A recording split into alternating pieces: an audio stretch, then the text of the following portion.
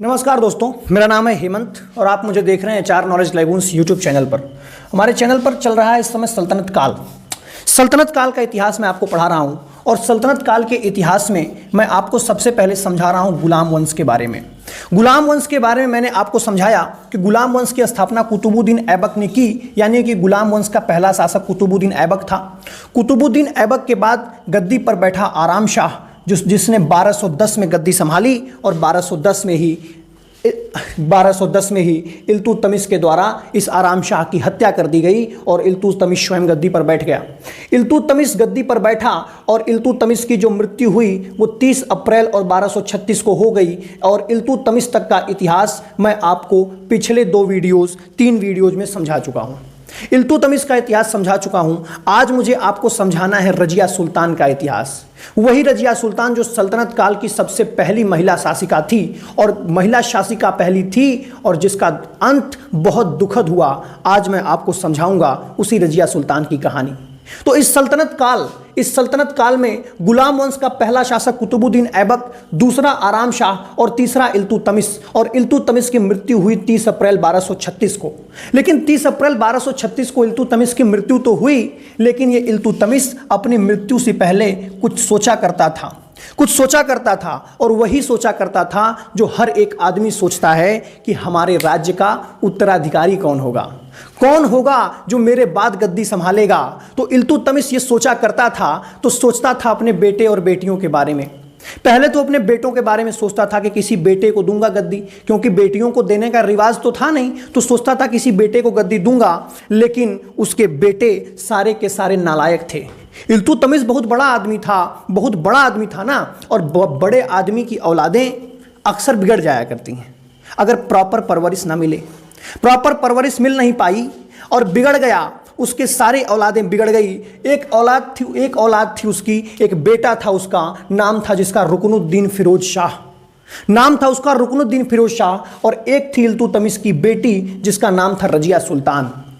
इल्तुतमिश का बेटा है जो रुकनुद्दीन फिरोज शाह था ना, ये बड़ा अयोग्य था और विलासी था। दारू वारू पीता था, बढ़िया घूमता था, मस्त, कोई टेंशन थी नहीं इसको। पढ़ा लिखा था नहीं, पढ़ता लिखता था नहीं, पढ़ाई में मन नहीं लगता था, पढ़ाई करता नहीं था, दारू वारू पी के घूमता था। बिगड़ गया पूरी तरह से। जब पूरी तरह से रुकनुद्दीन फिरोज शाह बिगड़ गया तो ये इल्तुतमिश गुस्सा हो गया और इल्तुतमिश ने कहा कि आगे मैं जब मरूंगा तो मेरी गद्दी मेरा बेटा नहीं संभालेगा, बल्कि संभालेगी मेरी बेटी जिसका नाम है रजिया सुल्तान। तो इल्तुतमिश अपनी मृत्यु से पहले उत्तराधिकारी किसको बनाया? तो बनाया रजिया सुल्तान को बनाया। पहली बार पूरे इतिहास में ऐसा हो रहा था जब उत्तराधिकारी बेटे के होते हुए एक बेटी को गद्दी सौंपी जा रही थी, यानी रजिया सुल्तान को गद्दी सौंपी जा रही थी। यह बहुत बड़ी बात थी उस समय इस्लामिक जगत के लिए। और मैं सबसे पहले ही आपको समझा चुका था कि ये जो इल्तुतमिश था ना, इसने एक संगठन बनाया था जिस संगठन का नाम था दल चालीसा, जो था 40 अमीरों का समूह। और 1210 से लेकर के 1236 के काल में इन अमीरों का समूह जो था, ये दल चालीसा, बड़ा शक्तिशाली हो चुका था। उस समय इतना शक्तिशाली हो चुका था ये दल चालीसा। इस दल चालीसा के जो 40 लोग होते थे, 40 अमीर होते थे, इतने शक्तिशाली हो चुके थे कि ये अब डिसाइड करने लगे कि कौन राजा बनेगा, कौन राजा नहीं बनेगा। इल्तुतमिश ने यह विचार रखा कि मेरा बेटा नहीं, मेरी बेटी शासन करेगी, मेरी बेटी आगे गद्दी को संभालेगी। तो यह बात इन 40 लोगों को पसंद नहीं आई। इन 40 लोगों को पसंद नहीं आया कि एक लड़की हमारे ऊपर शासन करेगी। इनको भी वैसा ही लगता था कि लड़की कमजोर होती है। इनको लगता था कि लड़की क्या शासन करेगी, और इनको अपने साख पर प्रश्न उठा। इन्होंने कहा कि एक लड़की हमारे ऊपर शासन करेगी। इनको यह बात पसंद नहीं थी। इसीलिए जब 30 अप्रैल 1236 को इल्तुतमिश मर गया तो इन्होंने रजिया के उत्तराधिकारी बनाए जाने के बावजूद जो शासक नियुक्त किया ना, वो रुकनुद्दीन फिरोज शाह को नियुक्त कर दिया। इनको लग रहा था आराम से रुकनुद्दीन शाह फिरोज को बना दो शासक, दारू वारू पीता ही है, इसको दारू वारू पिला देंगे, बढ़िया काम कराएंगे, इससे कोई टेंशन है नहीं। कोई टेंशन नहीं है। तो इन्होंने रजिया के उत्तराधिकारी होते हुए भी रुकनुद्दीन फिरोज शाह को गद्दी पर बिठाया। इसीलिए मैंने लिखा कि चौथा शासक, 1 नंबर पे कुतुबुद्दीन, 2 पे आराम शाह, 3 पे इल्तुतमिश, चौथे पे रुकनुद्दीन फिरोज शाह है, 5वें पे रजिया सुल्तान आएगी। तो गुलाम वंश की 5वीं शासिका रजिया सुल्तान बनेगी। लेकिन समझाता हूं हुआ क्या। जब रुकनुद्दीन फिरोज शाह को इन्होंने शासक नियुक्त किया तो यह बड़ा अयोग्य साबित हुआ, और विलासी तो था ही, दारू वारू पीता ही था, लेकिन इसके शासन पर छा गई इसकी मां, जिसका नाम था शाह तुर्कान। शासक तो बना रुकनुद्दीन फिरोज शाह, लेकिन इसके शासन पर नियंत्रण किसने कर लिया? इस फिरोज शाह की मां यानी इल्तुतमिश की पत्नी, जिसका नाम था शाह तुर्कान। शाह तुर्कान ने इस पर नियंत्रण कर लिया। और ये जो शाह तुर्कान थी ना, बड़ी क्रूर महिला थी, इतनी क्रूर महिला थी, इसने क्रूरता का प्रदर्शन करना शुरू किया। और जो भी मिल जाता था गियर में ना, उसको इतना कठोर दंड देती थी, ऐसा ऐसा दंड देती थी, पूछो मत। अब ये शाह तुर्कान का जब ये रवैया देखा गया, जनता ने ये देखा कि अरे बाप रे बाप, राजा ऐसा बन गया है जो दारू पी के सिर्फ घूमता है, इतना अयोग्य है रुकनुद्दीन फिरोज शाह, और उसकी मां आ गई है शासन में। यानी कि जो राजा बना वो शासन कर नहीं रहा, राजा जो बन गया वो शासन नहीं कर रहा, उसकी मां शासन कर रही। और मां शासन करने के साथ साथ ये बड़ी क्रूर है, इतनी क्रूर है, इतना कठोरता से लोगों को दंड दे रही है, और इतना कठोरता से लोगों के सामने पेश आ रही है। तो पूरे राज्य में विद्रोह फैल गया,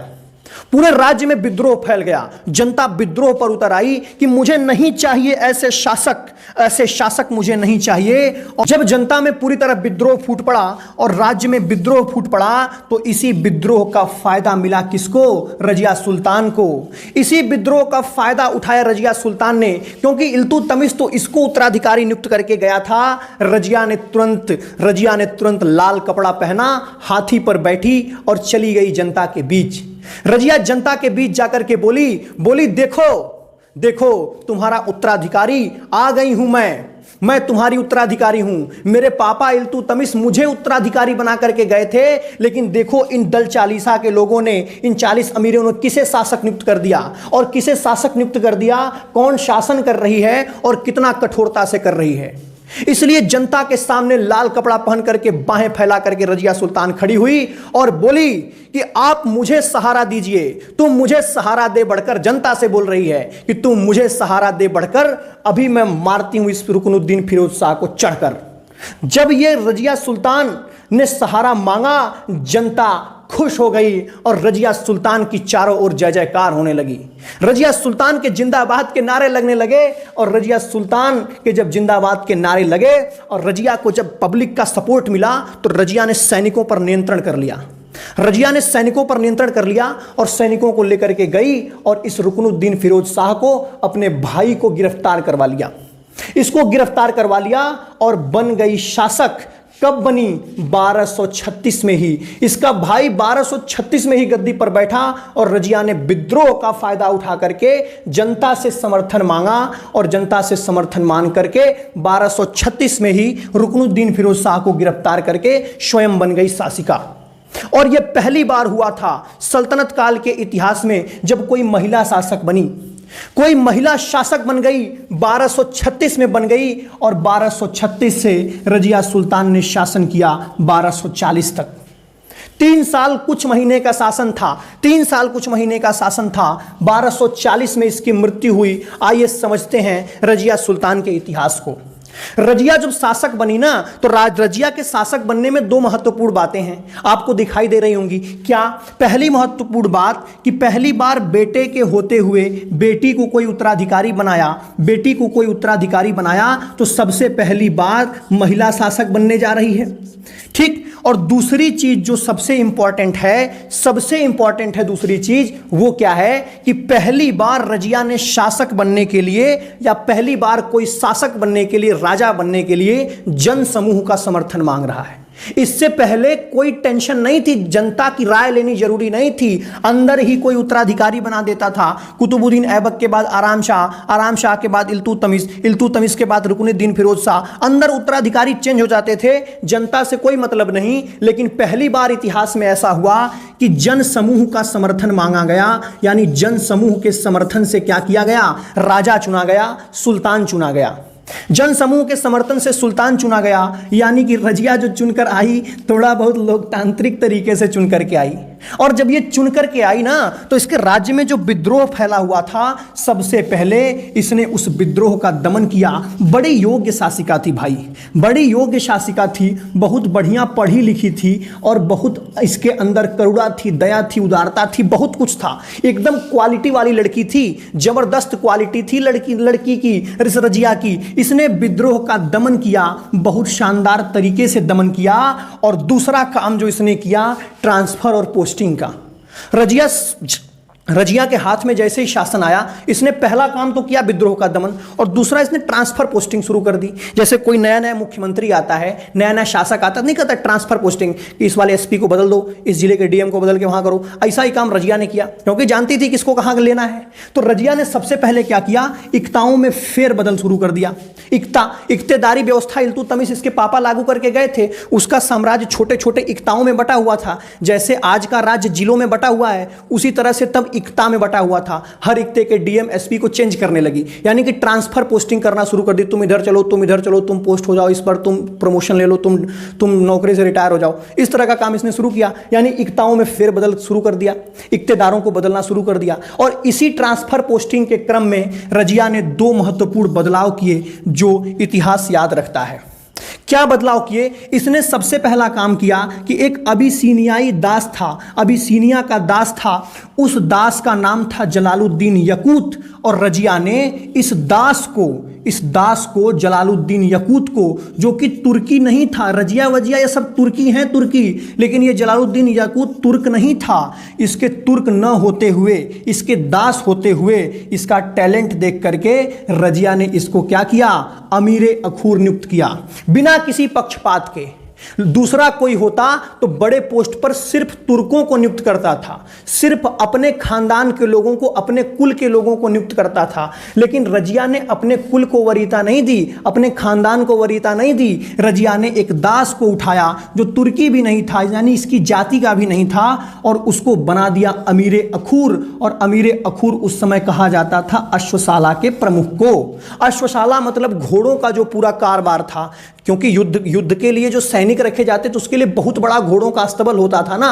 तो जितने घोड़े थे, ये बहुत बड़ी पोस्ट थी उस समय की अमीरे अखूर, अश्वशाला का प्रमुख। और इतनी बड़ी पोस्ट पर इसने किसे नियुक्त किया, एक अबिसीनियाई दास को नियुक्त किया जिसका नाम था जलालुद्दीन यकूत। और दूसरा जो महत्वपूर्ण बदलाव रजिया ने किया वो था एक अल्तूनिया नाम का आदमी, और इस अल्तूनिया नाम के आदमी को इसने नियुक्त किया भटिंडा का इक्तेदार, और बोला जाओ तुम भटिंडा पर शासन करो, भटिंडा के इक्तेदार बन जाओ। दो बदलाव रजिया ने किए। और तीसरा चीज जो रजिया ने किया, तीसरी चीज, वुमेन इंपावरमेंट का सबसे बड़ा एग्जाम्पल यहां से आपको मिल सकता है। सबसे बड़ा बदलाव कि रजिया ने जैसे ही शासन संभाला, रजिया के पास जैसे ही पावर आई, उसने बुर्का पहनना छोड़ दिया। बोला अब मैं नहीं बुर्का पहनती, बहुत तुम लोग हमको बुर्का पहना लिए, अब मैं पहनूंगी कबा और कुलाह। कबा का मतलब होता है कोट और कुलाह का मतलब होती है टोपी। तो रजिया बिल्कुल मर्दों की तरह क्या पहननी शुरू कर दी, कोट और टोपी पहननी शुरू कर दी। अब देखो, और ये रजिया ऐसी थी ना, योग्य तो थी ही, बढ़िया शासक थी, पढ़ी लिखी थी, मस्त थी। तो इन 40 लोगों की, जो दल चालीसा के अमीर थे 40 लोग, इनकी कोई बात सुनती ही नहीं थी, सब अपने मनमर्जी करती थी। अब ये बात तो और पसंद नहीं आई इन लोगों को। इन लोगों ने कहा कि देखो रजिया कितनी बेशर्म हो गई है, रजिया कितनी बेहया हो गई है। इनको ये बात पसंद नहीं आई। एक वुमेन पावर में आई तो उसने पहले बात बुर्का उतार के फेंक दिया, बोला बुर्का आप नहीं पहनती, अब मैं भी कोट पहनूंगी, टोपी पहनूंगी, मर्दों की तरह रहूंगी। ये बात तो बिल्कुल इनको पसंद नहीं आई। इन्होंने कहा कि देखो रजिया तो बेशर्म हो गई है, रजिया बेहया हो गई है, पर्दा नहीं कर रही है, पर्दा छोड़ दी, बुर्का छोड़ दी, छोड़ करके कबा पहन लिया, कुला पहन लिया, टोपी पहन ली। और दूसरा काम इसने जलालुद्दीन यकूत, जो कि नान तुर्क था, तुर्की है ही नहीं, और तुर्की है नहीं, और फिर भी इसने किसको बना दिया, अश्वशाला का प्रमुख बना दिया। अब ये भी हमारे ऊपर शासन कर रहा है। तो एक तो लड़की तो शासन कर ही रही है, दूसरे ये दास भी आकर के, जो नान तुर्क दास है, हमारे ऊपर शासन कर रहा है। तो अब ये सोचने लगे कि किस तरह से रजिया को गद्दी से उतारा जाए, क्योंकि इन 40 लोगों की अब चल नहीं रही थी। और ये बड़े दंभी लोग थे, ये बड़े दुष्ट लोग थे, क्योंकि शक्ति इनको भी प्राप्त थी। तो इनको लगा कि अब किसी तरह से गद्दी से उतारा जाए। तो किसी महिला को अगर गद्दी से उतारना है, किसी महिला को अगर परेशान करना है, तो एक काम जो सदियों से होता आया है, इन्होंने उठाया उसके चरित्र पर उंगली। इसके चरित्र पर उंगली उठाई गई। रजिया का कैरेक्टर असैसिनेशन किया गया। रजिया का कैसे किया गया? इन्होंने घोषणा की, वहां पर एक फेक न्यूज फैलवाई, एक अफवाह फैलवाई। क्या बोला कि रजिया का तो इस जलालुद्दीन यकूत से चक्कर चलता है। बोले कि रजिया का इस जलालुद्दीन यकूत से चक्कर चलता है। एक भागा भागा आया, बोला कि मैं देखा हूं, सही में चक्कर चलता है। बोले कैसे? बोले कि रजिया को वो यकूत ऐसे पकड़ करके, रजिया की कमर पकड़ के ऐसे चढ़ा रहा था घोड़े पर। सब बोले हैं? कल हाँ, रजिया को पकड़ करके घोड़े पे चढ़ा रहा था और रजिया भी उसको बहुत ध्यान से देख रही थी। पक्का चक्कर चल रहा है दोनों का। बोले अच्छा। ऐसे घूम घूम के 2-4 लोगों से बोला। एक था समझदार आदमी, बोला मारेंगे अभी खींच के थप्पड़। कहाँ रजिया घोड़े पे चढ़ा रहा था अभी? रजिया तो हाथी पे बैठ करके जाती है, और सच में रजिया हाथी पे चढ़ करके जनता के बीच जाती थी, घोड़े पे चढ़ती नहीं थी। फिर भी उसके चरित्र पर उंगली उठाने के लिए, कैरेक्टर असैसिनेशन करने के लिए क्या कहा गया कि घोड़े पर चढ़ा रहा था यकूत पकड़ करके रजिया को, और रजिया भी बड़े ध्यान से उसको देख रही थी। तो ये खबर फैलाई गई, उसका चारित्रिक हनन किया गया कि जलालुद्दीन यकूत से रजिया का चक्कर चल रहा है। अब तो पूरा बवाल कट गया। अब पूरा बवाल कट गया। बवाल ये कट गया कि एक तुर्की महारानी, एक तुर्की रजिया का चक्कर किससे चल गया? नान तुर्क से, यानी दूसरी बिरादरी से चक्कर चला ली रजिया। और जब दूसरे बिरादरी से चक्कर चला ली रजिया, ये खबर फैली तो फिर से राज्य में विद्रोह शुरू करवा दिया। किन्होंने? इन अमीरों ने विद्रोह करवा दिया। और सबसे ज्यादा विद्रोह अगर किसी ने खड़ा करवाया तो उसका नाम था अल्तुनिया, जिसको रजिया ने ही नियुक्त किया था भटिंडा का इक्तेदार अल्तुनिया को नियुक्त किया था। और यही सबसे ज्यादा विद्रोह करवाने लगा। और सबसे ज्यादा जब विद्रोह करवाने लगा और रजिया जब विद्रोह दबाने के लिए कहाँ निकली? राज्य से बाहर निकली। तो ये क्या करवाया? इस अल्तुनिया ने रजिया को गिरफ्तार करवा लिया। अब विद्रोह दबाने रजिया बाहर निकली, दिल्ली से बाहर निकली, अल्तुनिया ने गिरफ्तार करवा लिया। और इधर जब रजिया बाहर जा रही थी दिल्ली से, तो इसने जलालुद्दीन यकूत से ही बोला था कि तुम मेरा शासन प्रशासन तब तक दिल्ली का देखना। और इस यकूत यानी रजिया गई बाहर और यहां फंस गया बेचारा यकूत। ये दास बेचारा यहां फंस गया। और इस जलालुद्दीन यकूत की इन 40 अमीरों ने हत्या करवा दी। और हत्या करवा करके किसको बैठा दिया गद्दी पर? बहराम शाह को। अब देखो स्थिति क्या बनी कि रजिया दिल्ली से बाहर गई, यहां जलालुद्दीन यकूत की हत्या हो गई। इस घोड़ों के सरदार की हत्या करके बहराम शाह को दिल्ली की गद्दी पर बिठा दिया अमीरों ने। और बहराम शाह गद्दी पर बैठा और वहां रजिया गिरफ्तार हो चुकी है। रजिया को किसने गिरफ्तार करवा लिया है? इस अल्तुनिया ने। और अल्तुनिया जब गिरफ्तार करवा के रजिया को अपने पास बुलवाया तो रजिया को देख करके फिदा हो गया। बोला अरे यार, तुम लोग पागल हो क्या? इतनी सुंदर लड़की है, तुम लोग पकड़ के लाए हो, गिरफ्तार। बेड़ी खोलो, पहले इसकी बेड़ी खोलो, जल्दी खोलो। रजिया देखी, रजिया का यो हो, लगता है काम कुछ कर गई, सुंदरता काम कर गई। और ये अल्तुनिया जो था ना, अल्तुनिया ने रजिया से बोला कि अरे रजिया बेगम, काहे लिए चक्कर में पड़ी हैं? आपसे कुछ हो रहा है हमको। रजिया बोली क्या हो रहा है? तो अल्तुनिया ने वहां रजिया को प्रपोज कर दिया। गिरफ्तार कराने के बाद प्रपोज किसके लिए किया? शादी करने के लिए। तो रजिया को प्रपोज कर दिया अल्तुनिया ने, और अल्तुनिया से निकाह कर लिया रजिया ने। रजिया एकदम मान गई, बोली गिरफ्तार करवाने से बढ़िया है शादी कर लो। और अल्तुनिया पावरफुल आदमी था, भटिंडा का इक्तेदार था, सब पर कंट्रोल करके विद्रोह करवा ही रहा था। तो अब जब रजिया ने अल्तुनिया से, यानी कि जिसने रजिया को गिरफ्तार करवाया, रजिया ने उसी को सेट कर लिया, उसी से शादी कर ली। अब रजिया जब इसी से शादी कर ली तो अब ये दोनों मिल गए। तो जो विद्रोह फैलवाया था अल्तुनिया ने, अब वही विद्रोह कुचलने लगा। यानी कि रजिया के खिलाफ, जब रजिया से शादी हो गई अल्तुनिया की, तो जो रजिया के खिलाफ था अब रजिया के साथ आ गया। और जो विद्रोह उभरवा रहा था ये, अब उसी विद्रोह को दबाने लगा। और दबाते दबाते ये लोगों को जब पता चला अल्तुनिया और रजिया को, जिसकी आपस में शादी हो चुकी है, तो इन्होंने क्या किया? भटिंडा से वापस आने लगे। कहां पर? दिल्ली की तरफ। और दिल्ली की तरफ जब आप वापस आने लगे तो वापस लौटते समय एक जगह विद्रोह हुआ और युद्ध छिड़ा और रजिया को भागना पड़ा जंगल में। और रजिया भागते भागते जंगल में गई, पर रजिया गुंडों में फंस गई। रजिया गुंडों में फंस गई, ये रजिया सुल्तान, और जंगल में डाकुओं ने 1240 में इसकी हत्या कर दी। यानी कि देखो, जिस रजिया ने पहली बार गद्दी संभाली एक महिला के रूप में, इतनी शक्तिशाली महिला के रूप में, उसकी हत्या कर दी डाकुओं ने। कितना दुखद अंत हुआ बेचारी का, कितना दुखद अंत हुआ। और क्यों? सिर्फ महिला होने के नाते। क्यों दुखद अंत हुआ? सिर्फ महिला होने के नाते। अगर रजिया महिला ना होती तो ये लोग उसका बाल भी बांका न कर पाते, इसके चरित्र पर उंगली न उठा पाते। लेकिन रजिया के चरित्र पर जब उंगली उठाई गई, क्योंकि बादशाह का चरित्र क्या है, जो लड़का है, जो अल्तुनिया, जो इल्तुतमिश है, जो आराम शाह है, जो कुतुबुद्दीन ऐबक है, अगर कोई लड़का गद्दी पर बैठा है तो 500 लोगों को रखे, 500 औरतें बुला करके रखे, कोई उसको नहीं पूछने वाला था। लेकिन रजिया का सिर्फ एक पता चल गया कि जलालुद्दीन यकूत से, वो भी एक न्यूज फैल गई कि हाँ जलालुद्दीन यकूत से चक्कर है, घोड़े पे चढ़ा रहा था, उसका इतना चारित्रिक खनन किया गया। यानी कि लड़कों के चरित्र पर कोई प्रश्न नहीं, चाहे वो कितनी भी गर्लफ्रेंड बनाए, कितने भी लोगों को हरम में रखें, लड़की का एक से चक्कर चल गया तो इतना बवाल खड़ा कर दिया। और उसके दरबार में, जो इस इल्तुतमिश के दरबार में एक इतिहासकार रहता था, मिनहाज उस सिराज, मैंने उसका नाम बताया था आपको, मिनहाज उस सिराज इसके भी दरबार में था। और मिनहाज उस सिराज ने लिखा है, ये बात लिखा है कि अगर रजिया लड़की न होती, उसने लिखा कि भाग्य ने उसे पुरुष नहीं पैदा किया, नहीं तो रजिया के अंदर वो सारी क्वालिटी थी जो एक सुल्तान के अंदर होनी चाहिए थी। इस मिनहाज उस सिराज ने ये बात लिखी है, जिसने तबकाते नासरी नाम की किताब लिखी है। तो अपने तबकाते नासरी नाम की किताब में लिखा है इस बात को कि रजिया को भाग्य ने पुरुष नहीं पैदा किया, नहीं तो उसके पास वो सारी क्वालिटी थी जो एक सुल्तान में होनी चाहिए। एक और इतिहासकार है, नाम है एल्फिंस्टन। एल्फिंस्टन ने भी ये बात लिखी है। एल्फिंस्टन ने भी कहा है कि अगर रजिया पुरुष होती, रजिया अगर लड़का होती, तो भारत के महान शासकों में उसका नाम लिया जाता। लेकिन एक लड़की होने का खामियाजा रजिया को भुगतना पड़ा।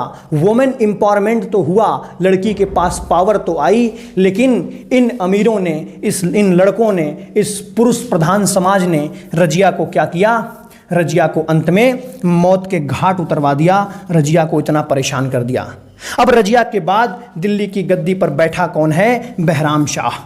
और इस बहराम शाह के गद्दी पर बैठने के बाद और आगे की कहानी क्या होती है मैं आपको समझा दूंगा अगली वीडियो में। तब तक के लिए नमस्कार, जय हिंद।